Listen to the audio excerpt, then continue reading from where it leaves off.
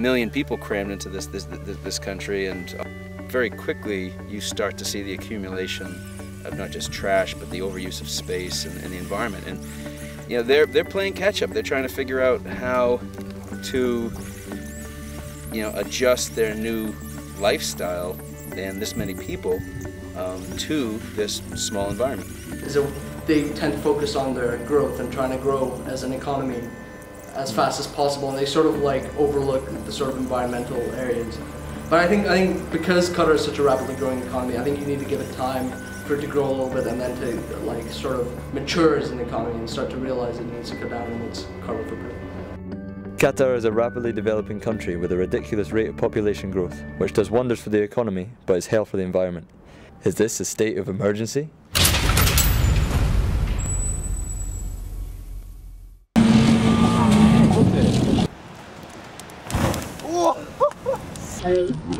In an attempt to sustain the environment, the Ministry of Environmental and Agricultural Affairs put in place a deposit of 10,000 riyals for all monthly campers.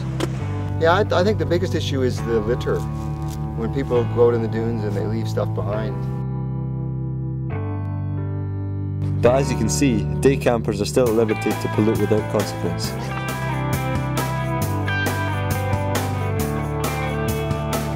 Large camps still have a visible impact on the environment.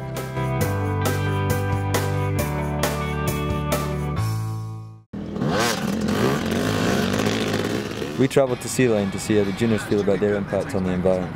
The people coming in on their cars, that's really messing up the dunes. Yeah. Whereas the bikes, I mean, they're light, they've got thin tyres, they don't really make much of a difference. They don't really make much of a difference.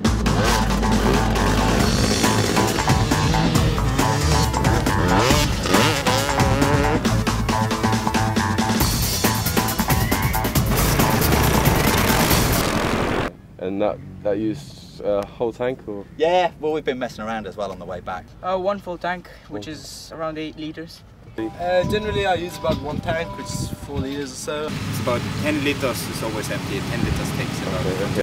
Now of course for the nature it would be much better if they could have a track as well. I think if they would build up a track we could ride as well. It doesn't matter, we don't need to go straight, we can go on a track, and the same we have in Germany as well. We are not allowed to go in the forest somewhere, we're always going on tracks, and this is quite cool. Recreation doesn't have to involve 4x4s and ATVs. Mountain bikes and sandboards are a perfect alternative. They have less emissions in travel and use, and they have less physical impact on the surroundings. Not to mention they're a healthy activity with the same exhilarating experience. It's immense.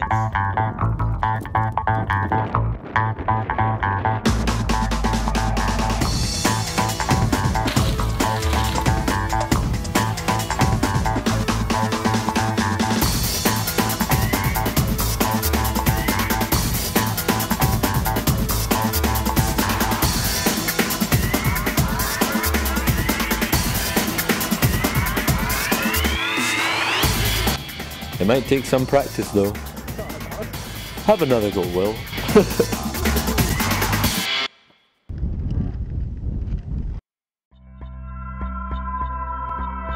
Purple Island presented us with a familiar scene, Qatar's reckless consumption of natural resources. The purple dye trade became extinct after all resources were consumed. With the current rate of fuel consumption, Qatar seems to be heading the same way. These 3,000-year-old ruins of the vats used in purple dye production are an example of Qatar's heritage being left unprotected.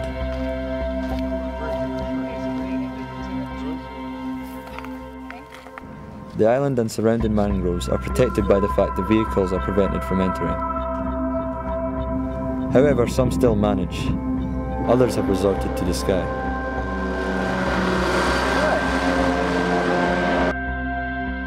Nature is making the most of man's wasteful behaviour. Ongoing construction looms over the landscape.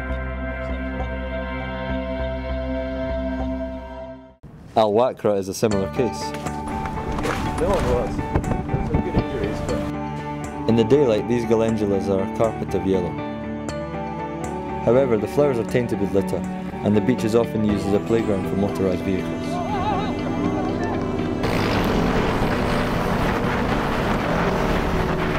Who can make a difference? And maybe one small 10-person environmental club could actually start up a movement. But if every single one of us does a small thing, and if people see you doing those small things, it grows and grows and grows, till you've actually achieved certain goals like reducing a carbon footprint of the school or of the community, or helped to clean up, or just made the place a much greener, friendlier environment to live in.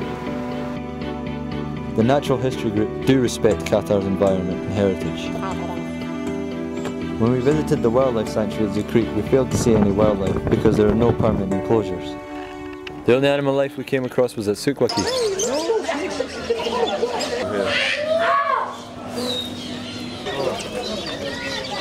I bet they died that.